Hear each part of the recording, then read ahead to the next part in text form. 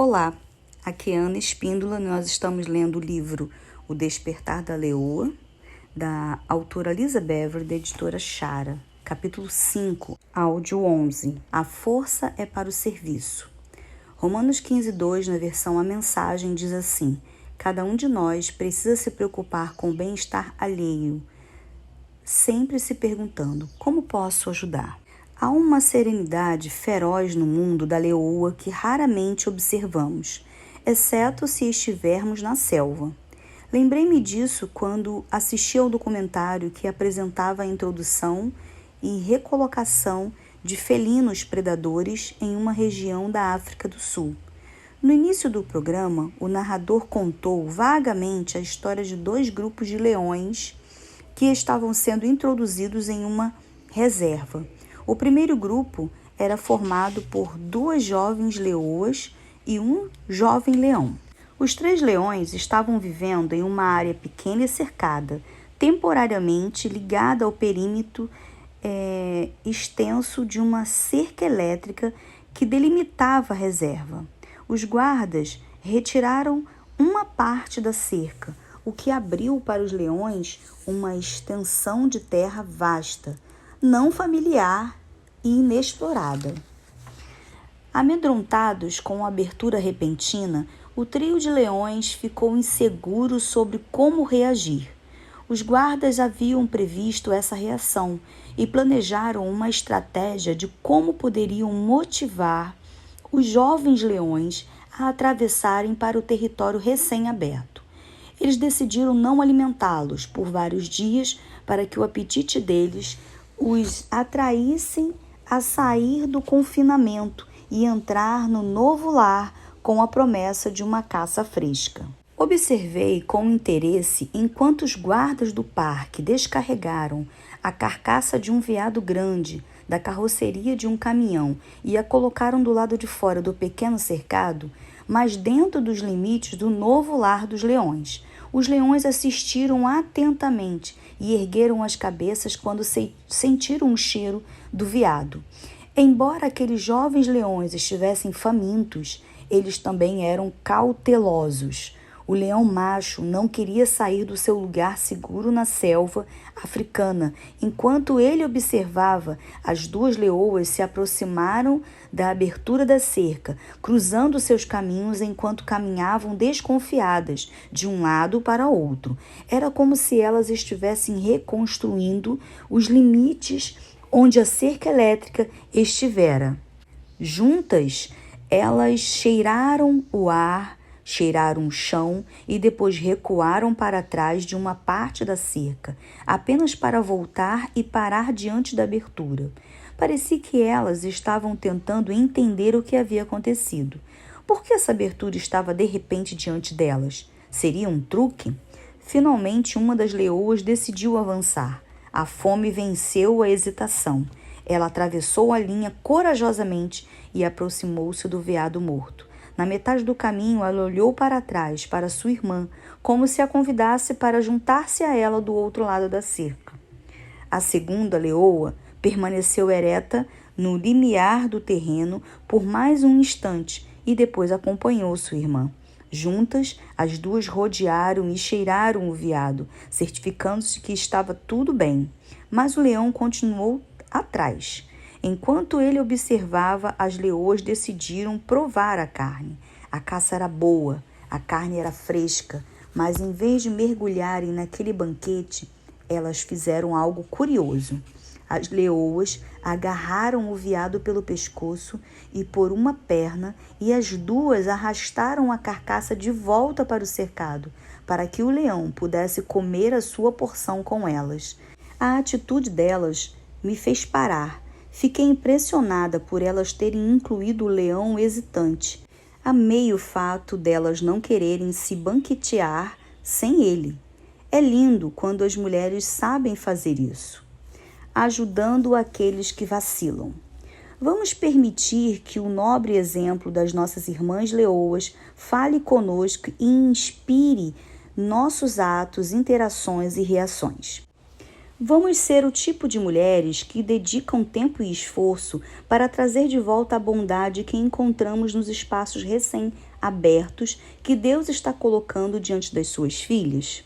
Sim, entendo que voltar ou esperar pelos outros retarde você, mas somente em princípio. Agir deliberadamente com bondade, generosidade e sabedoria sempre traz vitória no final. Toda vez que Deus começa a assoprar nova vida e liberdade sobre o seu povo, alguns de nós abraçam isso com alegria e expectativa. Outros hesitam, esperando ver o que vai acontecer, e outros ainda resistem. Minha esperança e minha oração é que todas as filhas de Deus se levantem e entrem na liberdade e no propósito que Ele está colocando diante de nós. E que aquelas que são mais fortes, mais livres ou mais firmadas na verdade, voltem e encorajem aquelas que ficaram paradas no limiar. Amo a maneira como Romanos 15 expressa isso. Aqueles de nós que somos mais fortes e capazes na fé têm o dever de ajudar os que são vacilantes. Não devem fazer apenas o que for conveniente. Se temos força, é para servir, não para ganhar prestígio. Romanos 15, versículo 1 e 2, versão A Mensagem. As fortes e capazes são encarregadas de entrar em cena e ajudar aquelas que vacilam, dar a mão àquelas que param, hesitam ou enfraquecem na decisão. Amo ver isso acontecer. Existem muitas mulheres, jovens e idosas que sentem que há algo maior dentro delas. Elas querem avançar e invadir o espaço que agora as cerca, mas ficam paradas no limiar, olhando para a amplidão selvagem a qual Deus as está chamando, hesitantes. Não faz muito tempo que uma jovem adorável e entusiasmada aproximou-se de mim depois de uma reunião. O sonho de Deus dentro dela era tão grande que o nosso encontro casual lhe deu o espaço ou o tempo para compartilhar tudo o que ela queria expressar. Então ela foi para casa e, com grande cuidado, escreveu um e-mail de proporções épicas que expressava tudo o que ela estava sentindo e o enviou para mim. Depois ela se sentiu constrangida, mas não precisava se sentir assim. Ao ler suas palavras, entendi sua angústia. Fiquei perplexa ao ver o quanto as palavras dela ecoavam os meus próprios sentimentos quando passei por um período semelhante de transição. E disse isso a ela. Muitas vezes basta saber que outras mulheres cruzaram a ponte que está diante de nós mesmos e encontraram seu caminho em segurança para o outro lado. Às vezes, aquelas que vacilam precisam simplesmente que uma irmã que já está em segurança ali olhe para trás. Esse olhar para trás é o suficiente para dizer: ei, irmã, estou aqui. E não apenas está tudo livre, mas está tudo bem também.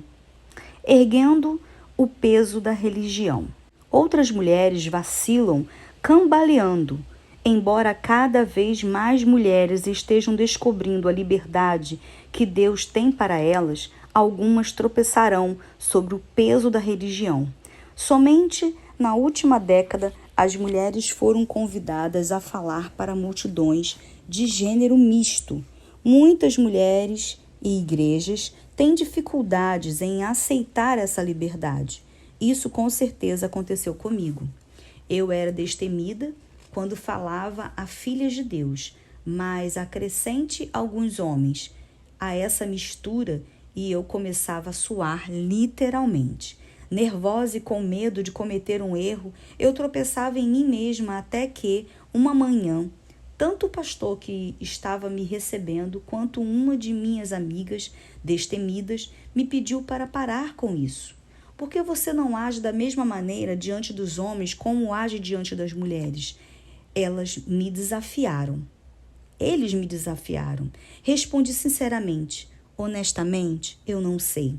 Bem, você pode se apressar e entender logo isso? Precisamos que você pare de ser tão hesitante. Essas palavras me impactaram. Creio que para as igrejas serem saudáveis, elas precisam da voz de ambos os gêneros, e minha hesitação estava minando essa convicção. Eu não estava erguendo a minha voz com força. Na verdade, estava quase pedindo desculpas diante dos homens, não com relação à Bíblia, mas com relação ao meu gênero. Quando minha relutância me foi mostrada, comecei a enfrentá-la. Ainda prefiro falar a mulheres, mas não peço mais desculpas se me pedem para ministrar a homens também.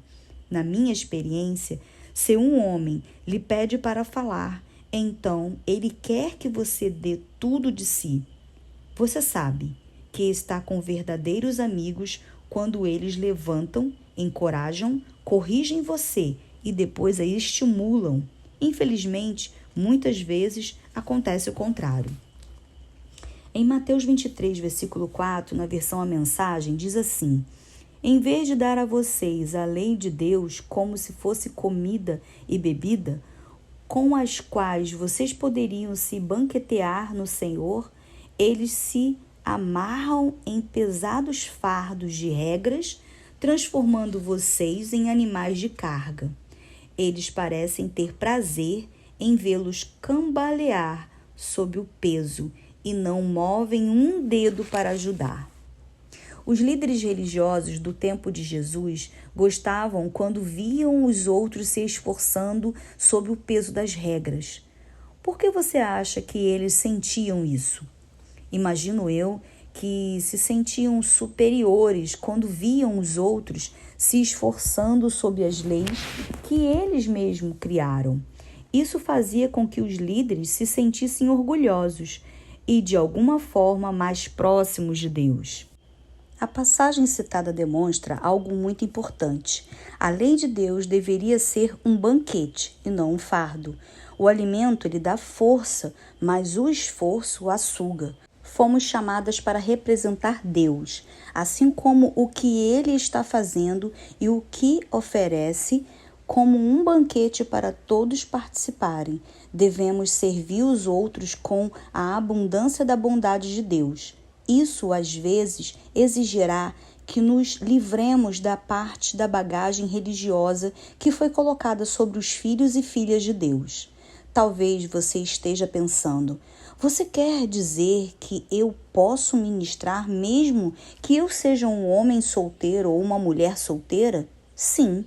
Vamos jogar fora aquela sacola pendurada que diz que você precisa ser casado para ministrar tal coisa no corpo de Cristo.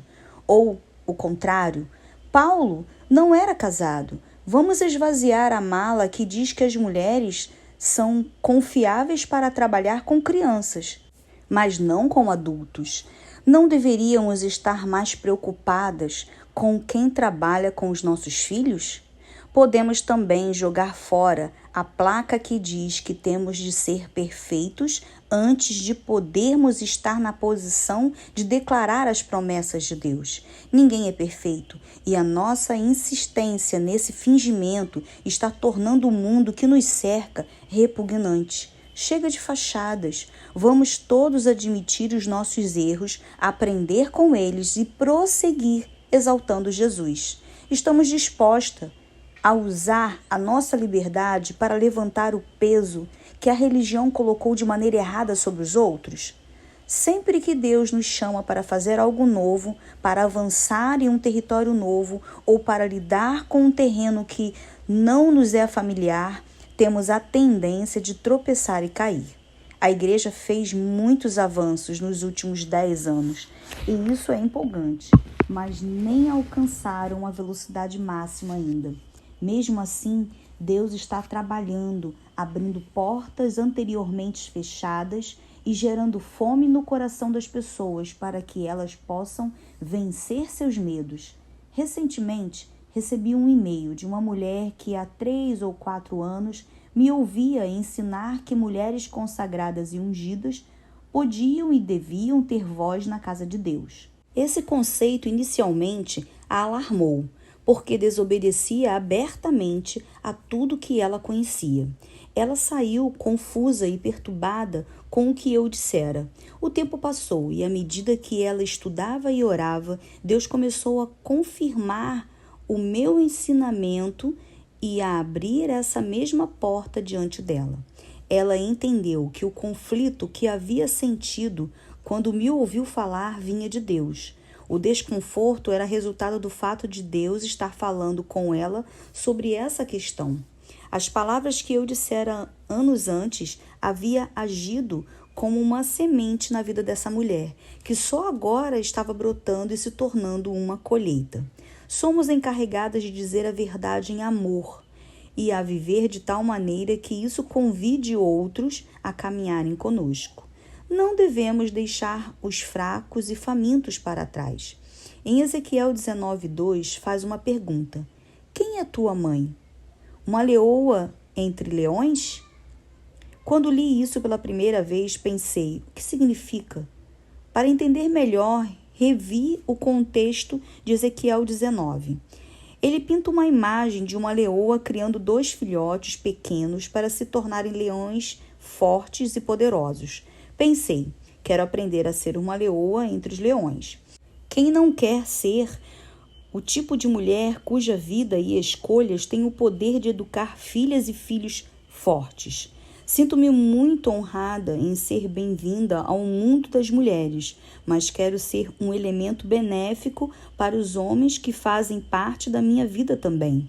Quero levantar todos os que estão fracos, com medo e com dificuldades. Sabe de uma coisa? Você também quer. Deus teceu na trama de suas filhas o desejo de levantar outras pessoas. Esperança para os que não têm esperança. Às vezes, dar a mão para alguém que vacila é tão simples quanto dar esperança. Em uma viagem recente ao Camboja, com a turma do Life, percorri as ruas à noite, iniciando conversas com garotas presas na prostituição. Toda vez que eu me aproximava dessas filhas que perambulavam pela noite, elas eram defensivas e quase debochadas ao falar comigo. Esse padrão de desdém se repetia, quer eu me aproximasse de uma garota individualmente ou de um grupo. Elas respondiam as mesmas perguntas com monossílabos e riam maliciosamente entre si. Estou certa de que elas se perguntavam por que uma mulher norte-americana branca de meia idade falava com elas. Mas à medida que a conversa progredia, eu perguntava a elas sobre os seus sonhos. O que você quer para a sua vida? Se você pudesse ser ou fazer qualquer coisa, o que seria? Sem exceção, eu via os rostos delas se transformarem diante do convite para sonhar e esperar que a vida delas pudesse ser algo mais. Em meio a um pesadelo, será que alguém estava realmente pedindo a elas para sonharem? De repente, eu tinha respostas tão rápidas quanto a minha intérprete podia traduzir para mim. Quero ser cabeleireira, quero ser dona de um restaurante, quero ter a minha própria barraca no mercado para vender coisas bonitas, quero fazer qualquer tipo de trabalho onde as pessoas não me menosprezem mais. Quero ganhar dinheiro suficiente para enviar para casa, para minha família. As garotas não conseguiam parar de falar. Elas deixavam suas poses sedutoras e por alguns breves minutos pareciam as garotas adolescentes que eram. Essas garotas sabiam o que queriam. Se tão somente a jaula delas estivessem com a porta aberta, toda vez que foi possível, nós nos oferecíamos para ajudá-las a fugir daquela prisão e algumas aceitaram a nossa oferta de ajuda, mas só aquelas que queriam ir além da sua vergonha foram capazes de aceitar. A culpa e a vergonha mantinham muitas dessas meninas tão cativas quanto os seus cafetões. Em situações desesperadoras como essa, sonhar e saber o que você quer não basta. Na maioria dos casos, alguém tão aprisionado, tão derrotado, se esconde dentro da área cercada, ainda que a porta esteja escancarada. Assim, além de nos oferecermos para ajudar essas garotas a encontrarem uma saída da prostituição, levamos bondade para dentro do cercado delas. Nós a apresentamos a Jesus, Dissemos a elas que ele estava do lado delas e que só ele é a esperança definitiva para os desesperados. Se elas o convidariam a entrar em seu coração, e a vida cabia a elas. Você e eu podemos andar lado a lado com os outros e encorajá-los a prosseguir, mas, inevitavelmente, a escolha final é deles.